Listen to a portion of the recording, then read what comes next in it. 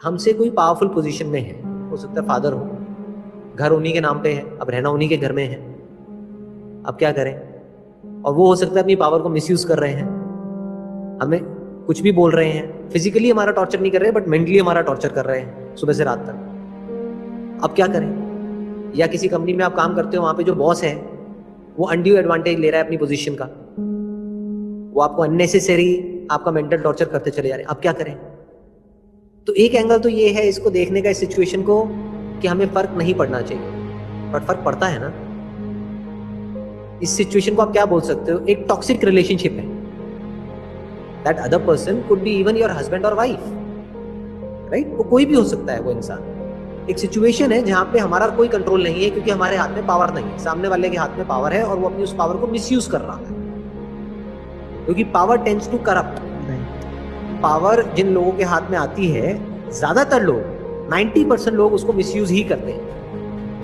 बहुत कम ऐसे लोग होते हैं जो पावर आने के बाद भी जिनके पैर जमीन पर रहते हैं, जो अपनी पावर को मिसयूज नहीं करते हैं, बल्कि सामने वालों की पावर को और बढ़ाते हैं, सामने वालों को इंस्पायर करते हैं और पावरफुल होने के लिए। ऐसे बहुत कम लोग होते हैं। ज्यादातर लोगों के लिए बड़े होने का मतलब क्या है कि खुद को ऊपर उठाते चले जाओ और सामने वाले को नीचे गिराते चले जाओ। जितना एक गैप बढ़ गया उतना मैं बड़ा हूं। अगर सामने वाला मेरे से ज्यादा पावरफुल हो गया तो मैं तो वीक हो गया ना। तो बहुत सारे लोग ऐसे हैं जो जाने अनजाने आपको पावरफुल होने ही नहीं देंगे। उसके लिए उनके पास में क्या तरीका है, आपको टॉन्ट मारेंगे, किसी भी तरीके से आपको नीचे गिराने की कोशिश करेंगे, आपको सप्रेस करेंगे, आपको ऐसे दिखाएंगे कि तुम बेवकूफ हो, हम समझदार हैं। ऐसे ही होता है ना। अब ऐसी सिचुएशन में क्या करें, दैट इज द क्वेश्चन। क्या हम बिल्कुल ही पावरलेस हो जाए, यानी जो भी वो सामने वाला कर रहा है उसको सुनते चले जाए?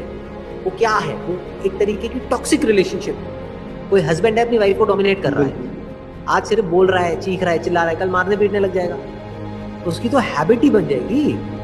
तो बेसिकली जब भी कोई बंदा आपके साथ में कुछ गलत करता है या आपको अंदर से लगने लग जाता है कि ये रिलेशनशिप टॉक्सिक होती चली जाती है, तो या तो उस रिलेशनशिप को रीडिफाइन करो, वहीं पे रहो, उसी कंपनी में रहो, उसी घर में रहो, और एक स्टैंड ले कि अब आज के बाद में ये नहीं चलेगा। सिंपल।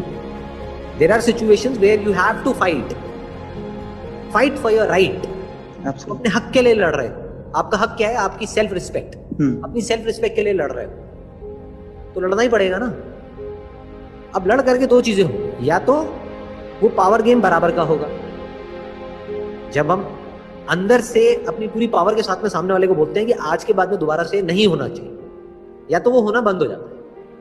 फॉर एग्जाम्पल, कोई एम्प्लॉई है, वो अपने बॉस को जाकर के उसने बोल दिया कि सर बस अब बहुत हो गया, तो आज के बाद में अभी ये जो आपकी जो वे ऑफ टॉकिंग है, इसको अगर आपने चेंज नहीं किया तो मैं भी चुप नहीं रहूंगा, उसके बाद में जो आपको करना हो कर लेना।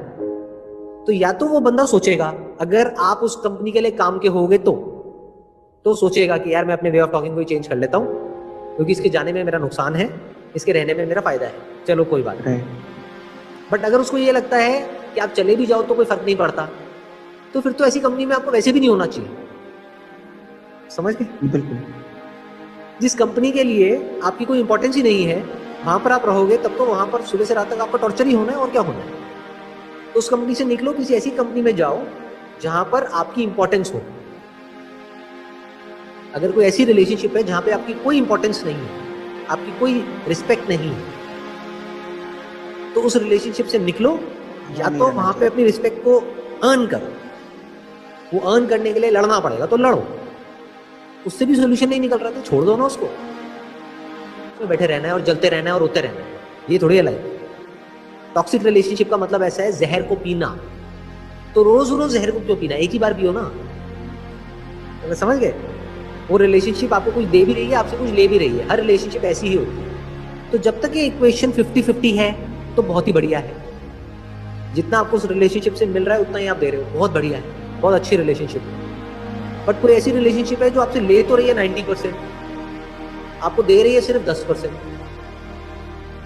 या तो सामने वाले बंदे को बोलो, जैसे बिजनेस में होता है पार्टनरशिप में, कि भाई या तो तू भी उतना ही काम कर जितना मैं कर रहा हूँ, अगर 50% ले रहा है तो, या फिर तेरे को आज के बाद में 10% मिलेगा, 90% मेरे को मिलेगा। नहीं करना तो भाड़ में गई है पार्टनरशिप। तो वहां पे स्टैंड लेना होगा। तो अब ये जो इमोशनल ब्रेकडाउन हो जाता है हमारा, मतलब इमोशनली हम पूरी तरह से अंदर से टूट जाते हैं, खत्म हो जाते हैं, उसका क्या सोल्यूशन है? देखो, एक है थ्योरेटिकली हम कुछ बोल रहे हैं, थ्योरेटिकली हम क्या बोल सकते हैं कि ऐसा करना चाहिए, वैसा करना चाहिए, वैसा करना चाहिए, बट वही कहते हैं ना कि जिस पे बीतती है उसी को पता लगता है। हाँ, यस सर, है ना?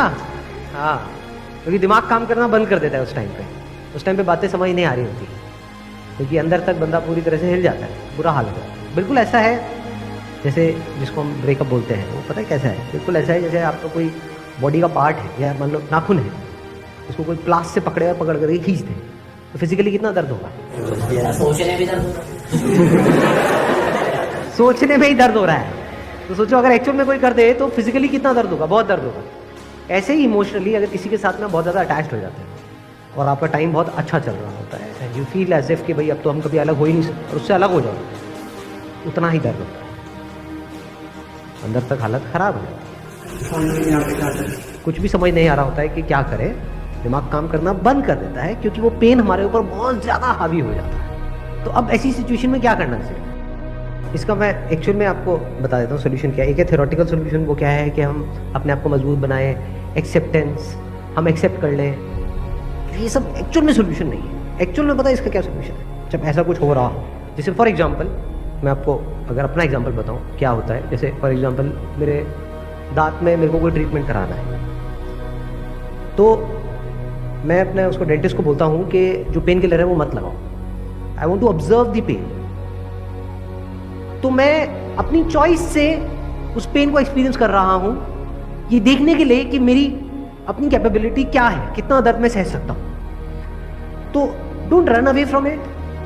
ये जो इमोशनली हमारी जो इतनी बुरी हालत है, इमोशनल ब्रेकडाउन है, if you try to suppress it, if you try to divert your attention from it, ये सब काम नहीं करेगा और कॉम्प्लिकेटेड होता चला जाएगा। फेस इट कि देखता हूं मेरी लिमिट क्या है, मेरी थ्रेशोल्ड लिमिट क्या है, मैं कहां तक दर्द को सह सकता हूं या सह सकती हूं। तो वहां से आपको एनर्जी मिलती है। अगर उस लिमिट को आप बढ़ाने के लिए एक्ट करोगे तो just be one with it, मतलब उसके साथ में जुड़ो, उससे भागो मत।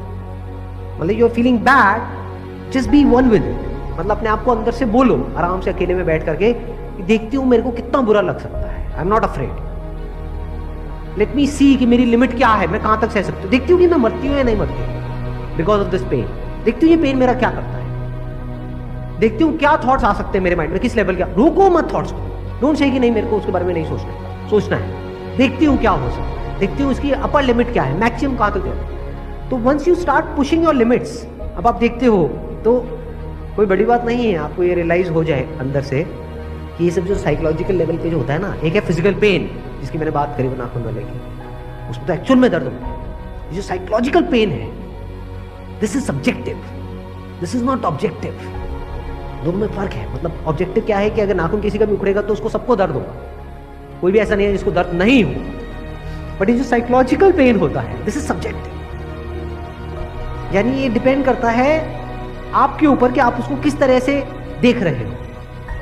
उसी सिचुएशन में, एग्जैक्ट सिचुएशन में बहुत सारे लोग होते हैं जो बड़े आराम से मूव ऑन कर रहे होते हैं, कुछ होते हैं जो बहुत ही बुरी हालत जिनकी हो जाती है, कुछ है जो एक ठीक है मॉडरेशन में करके आगे बढ़ जाते हैं। So that all depends upon your willingness to face it. और जब पूरी तरह से once you are open for that psychological pain, तो धीरे धीरे जो साइकोलॉजिकल पेन है ये आपके ऊपर हावी होना बंद होगा।